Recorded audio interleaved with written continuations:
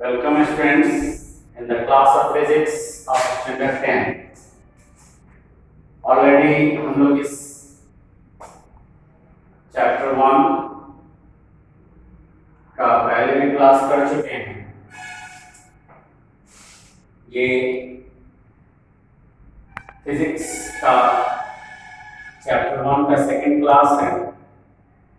Already हम लोगों ने फर्स्ट क्लास में electric potential and electric current से रिलेटेड डिटेल्स को देखा था।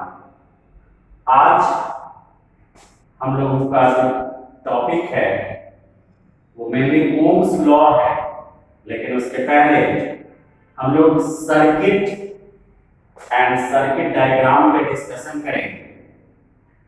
सर्किट ये टर्म पहले भी सुना गया होगा अर्लियर क्लास में, पहले के स्टैंडर्ड में जहाँ पे इलेक्ट्रिसिटी की पढ़ाई हुई होगी क्लास 8 वगैरह में, वहाँ पे सर्किट टर्म आया होगा। ये सर्किट इनफैक्ट है क्या? जितना तौर पे हम लोग देखते हैं कि बहुत सारे इलेक्ट्रिकल कंपोनेंट्स लाइक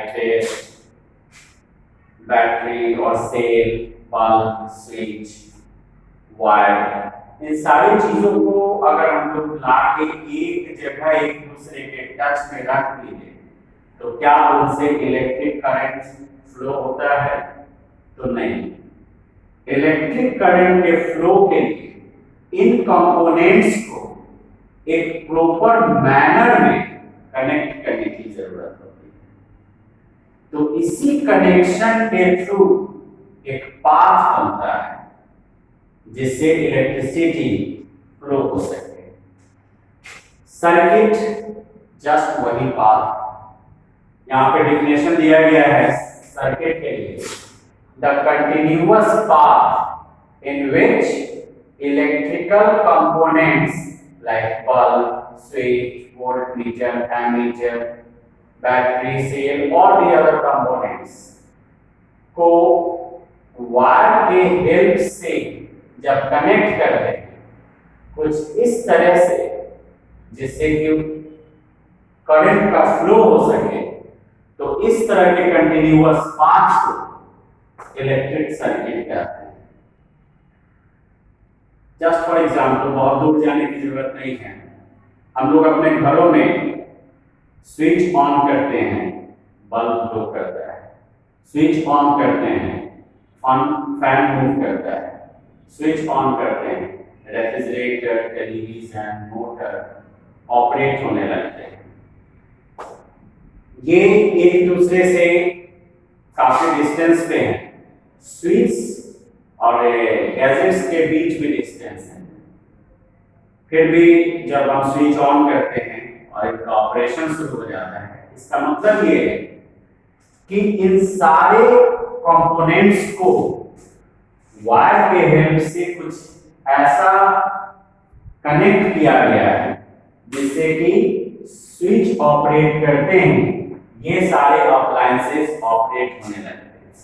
तो घरों में जो हम लोग वायरिंग करते हैं, यानी बल्ब, स्विच, फैन और भी जो इलेक्ट्रिकल कंपोनेंट्स हैं उनको जो कनेक्ट करके ये वायरिंग की गई है, जो सर्किट तैयार किया गया है, यही है वो कंटिन्यूअस पाथ जिसको हम लोग सर्किट के तौर पे कंसीडर करते हैं, जिससे होके इलेक्ट्रिसिटी फ्लो करता है।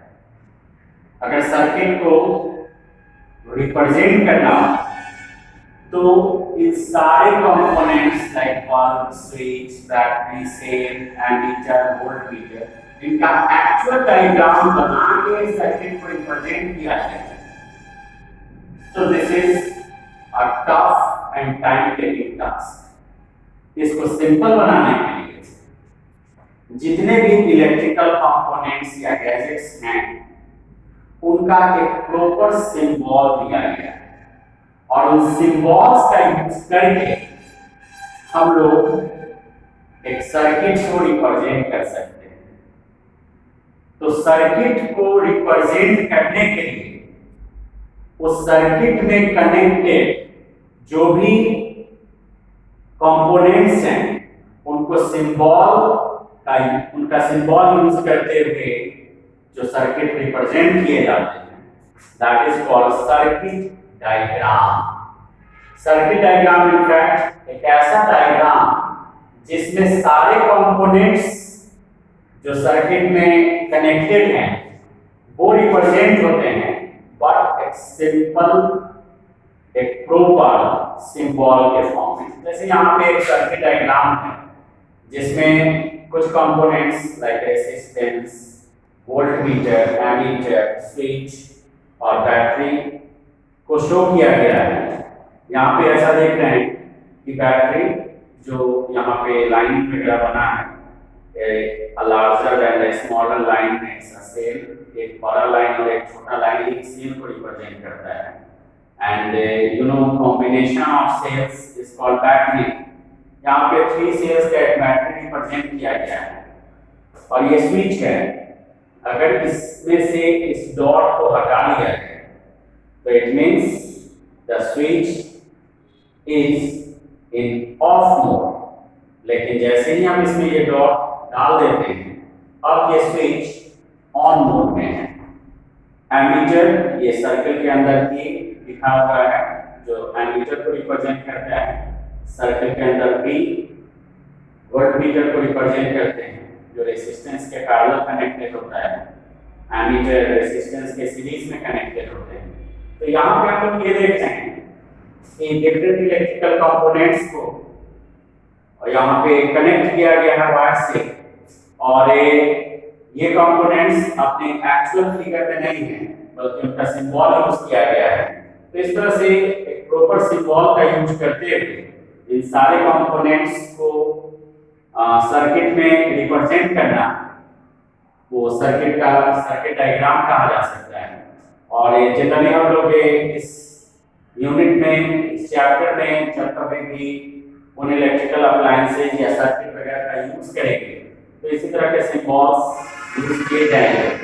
यहाँ पे कुछ ही कंपोनेंट्स को रिप्रेजेंट किया गया है और भी कई इलेक्ट्रिकल कंपोनेंट्स हैं जिनका प्रॉपर सिंबल होता है जो आपके टेक्स्ट बुक में दिया गया होगा, उसको देखेंगे और उस सिंबल्स को माइंडसेट करके रखेंगे ताकि सर्किट में उनकी जरूरत हो तो उनको रिप्रेजेंट किया जा सके। And now the very peculiar and important topic of this chapter is Ohm's law. Ohm is the name of person. Ohm वो पर्सनालिटी था जिसने electric current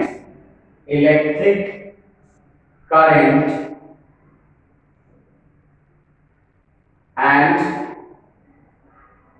potential difference across the ends इसलिए कहा जाता है क्योंकि दो टर्मिनल्स के लिए पोटेंशियल डिफरेंस निकाले जाते हैं। Electric current generally represented by I and potential difference is represented by V। तो यही दो फिजिकल क्वांटिटी के बीच एक रिलेशनशिप एस्टैब्लिश किया और उसके लिए उसने एक लॉ दिया जिसको हम लोग ओम्स लॉ कहते हैं। ये करंट और पोटेंशियल डिफरेंस के बीच एक रिलेशन है जिसको रिप्रेजेंट किया जा सकता है। कंडीशन है कि temperature must be constant. Temperature अगर वैरी करेगा तो ये रिलेशन मेंटेन नहीं होगा। इसलिए अपने लॉ में ओम ने बताया है कि at a constant temperature the electric current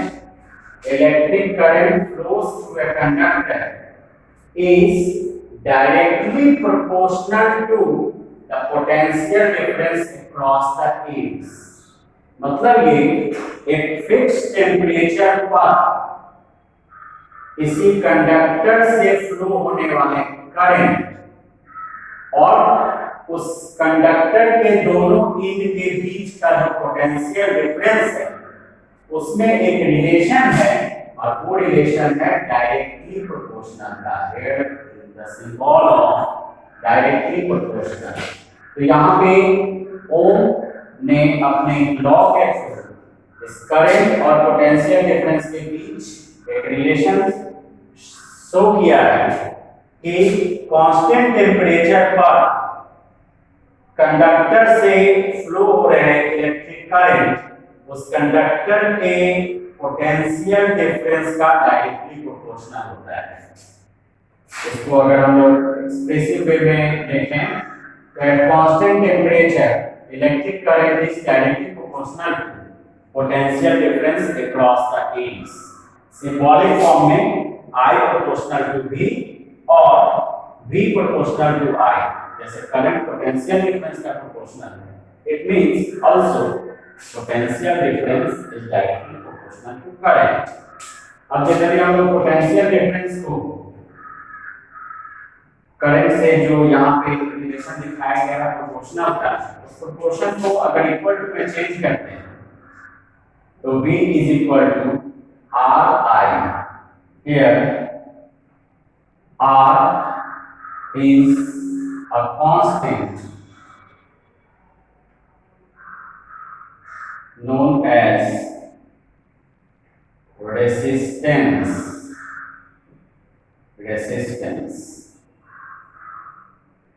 जब भी प्रोपोर्शन को इक्वल टू में चेंज किया जाता है तो कोई ना कोई कांस्टेंट लिए जाते हैं। यहाँ पे R एज ए कांस्टेंट लिया गया है और R जो कांस्टेंट लिया गया है दैट इज कॉल्ड रेजिस्टेंस। यहाँ पे हम लोग को एक नया टर्म इंट्रोड्यूस किया गया रेजिस्टेंस, और ये रेजिस्टेंस इनफैक्ट ओम्स लॉ से ही डिराइव हुआ है। यानी रेजिस्टेंस के लिए अगर हम लोग फाइंड आउट करें तो V is equal to RI, that means R is equal to V by I, यानी resistance is equal to potential difference across the ends by electric current।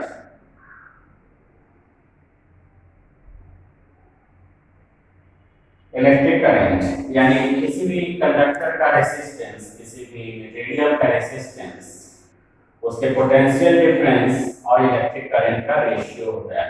That means if we have the value of potential difference of a conductor and the amount of current flowing through it, then we can calculate its resistance.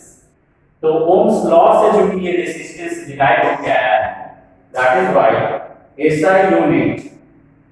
SI unit of resistance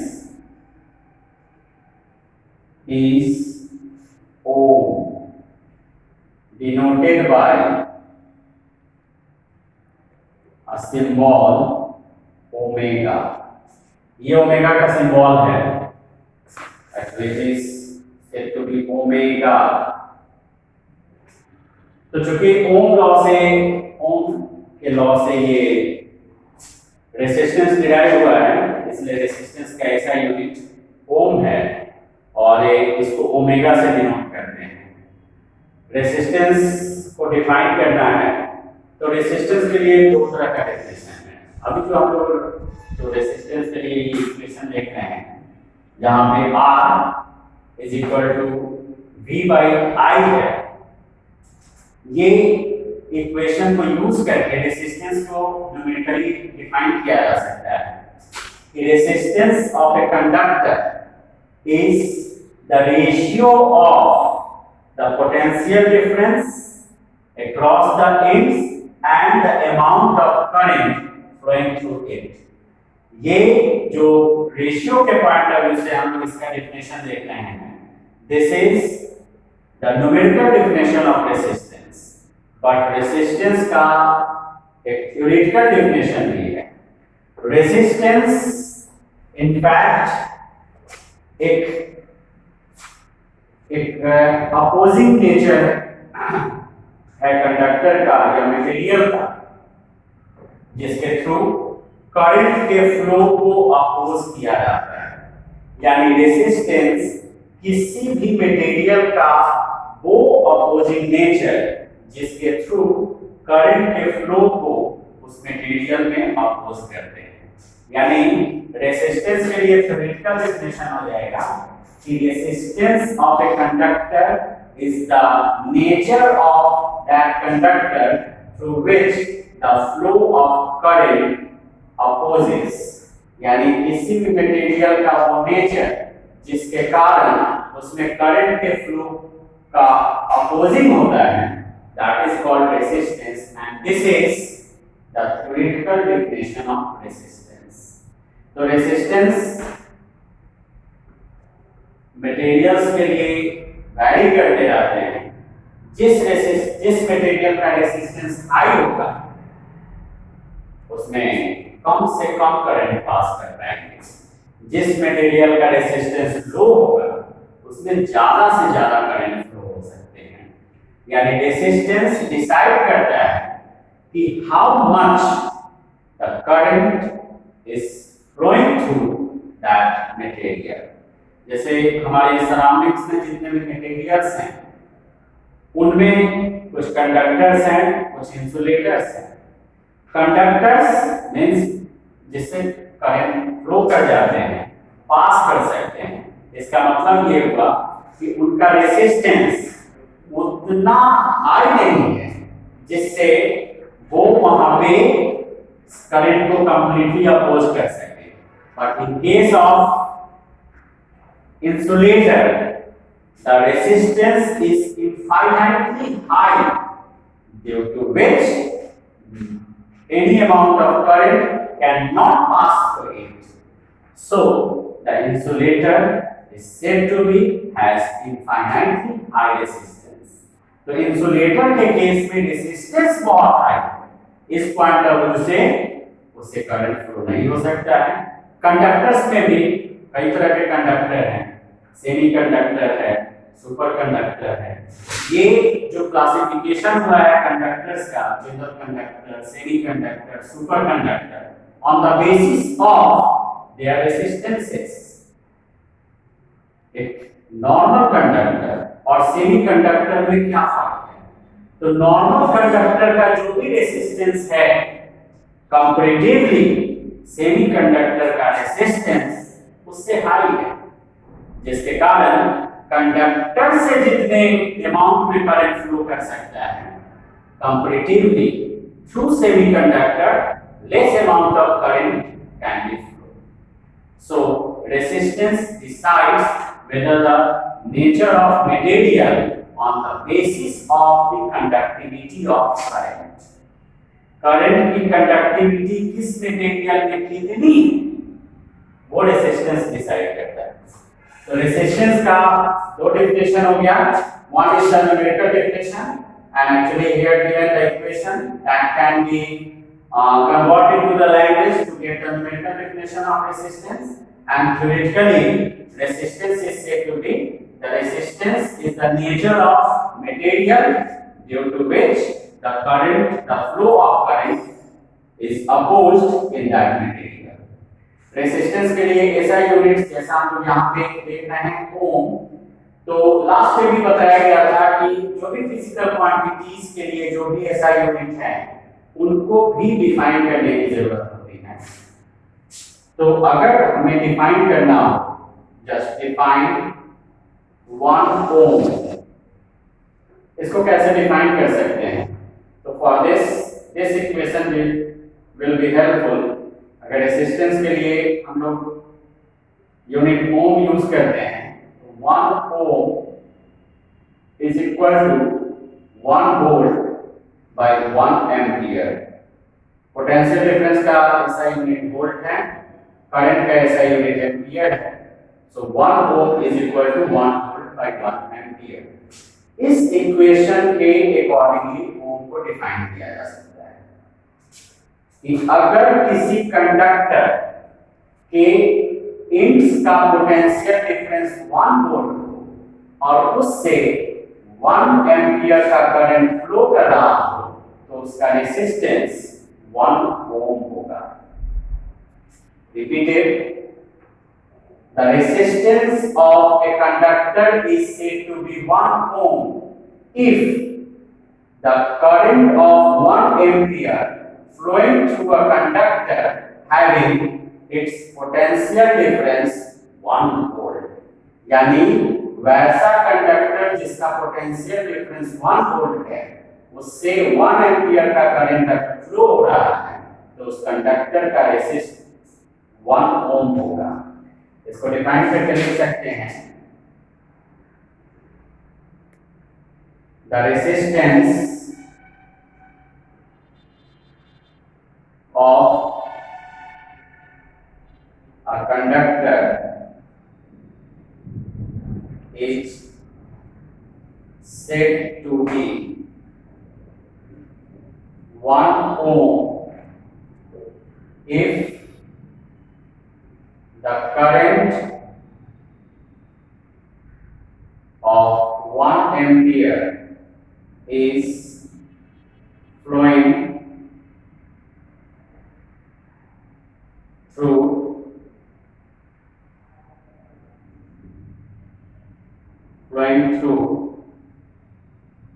that conductor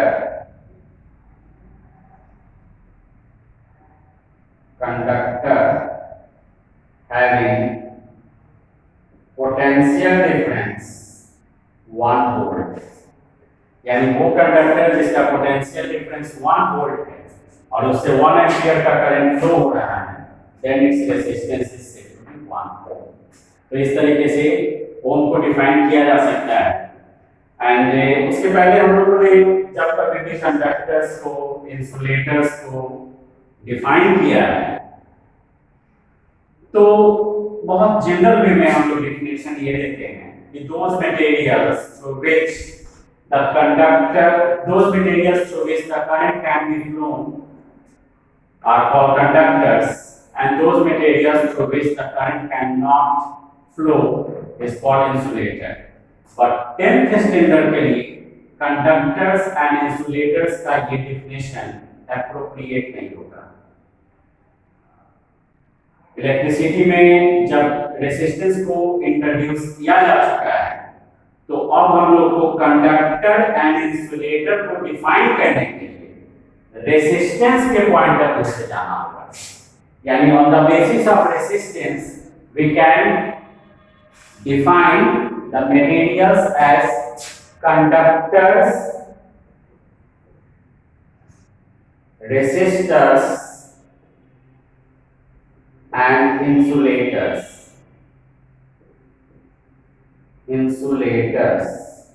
resistors को हम लोग semiconductor भी कह सकते हैं, semiconductor. इनको जब define करना है तो जनरल डेफिनेशन जो पहले से हम लोग जान रहे हैं उसमें थोड़ा सा चेंज लाएंगे, और अब इनको रेजिस्टेंस के बेसिस पर डिफाइन करना हो तो इस तरीके से किया जा सकता है कि वैसे मटेरियल्स जिनका रेजिस्टेंस बहुत लो हो और मैक्सिमम करंट जिससे फ्लो कर सकता हो, वो मटेरियल्स कंडक्टर्स कहते हैं। यानी those materials having very low resistance and maximum amount of current can flow are called conductors। जबकि रेसिस्टर्स यानी सेमीकंडक्टर्स के लिए इनका रेजिस्टेंस कंडक्टर के कंपैरिजन में हाई होगा। यानी those materials having comparatively higher resistance due to which the less amount of current can flow through them are called semiconductors और रेसिस्टर्स एंड इंसुलेटर्स। इंसुलेटर के लिए जनरली हम लोग देखते हैं कि वैसे मटेरियल जिससे करंट बिल्कुल भी पास नहीं करता। तो यस, ऐसा इसलिए होता है क्योंकि उनका रेजिस्टेंस इनफाइनाइटली हाई होते हैं। यानी इंसुलेटर्स को डिफाइन कर सकते हैं कि those materials having infinitely high resistance due to which the current cannot flow through them are called insulators। तो इस तरीके से अब हम लोगों को कंडक्टर्स, इंसुलेटर्स और रेजिस्टेंस को डिफाइन करने की जरूरत है। तो आज हम लोगों ने जो टॉपिक देखा है, ओम्स लॉ को मेनली फोकस किया गया है, रेजिस्टेंस को कैलकुलेट किया गया है ओम्स लॉ से। इसके लिए जो भी हम लोगों ने डिस्कस किया, इसके बेसिस पे कुछ टर्म्स दिए जा रहे हैं जिनको डिफाइन करना है, जिसके बारे में हम लोगों ने इसमें डिस्कस भी किया है एंड एज ए होमवर्क आप लोग को उन टर्म्स को डिफाइन करना है और वो टर्म्स यहाँ पे मेंशन किया जा रहा है। जो भी आज क्लास में हम लोगों ने डिस्कस किया, जिस तरीके से टर्म्स को डिफाइन किया उसी के बेसिस पर इसको डिफाइन करना है। ये फर्स्ट क्वेश्चन में मेंशन करेंगे, ये the numerical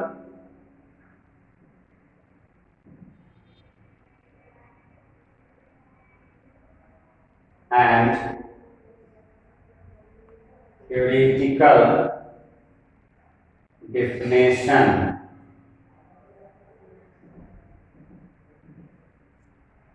of resistance.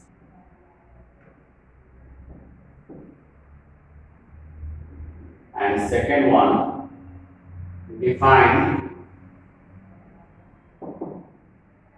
conductors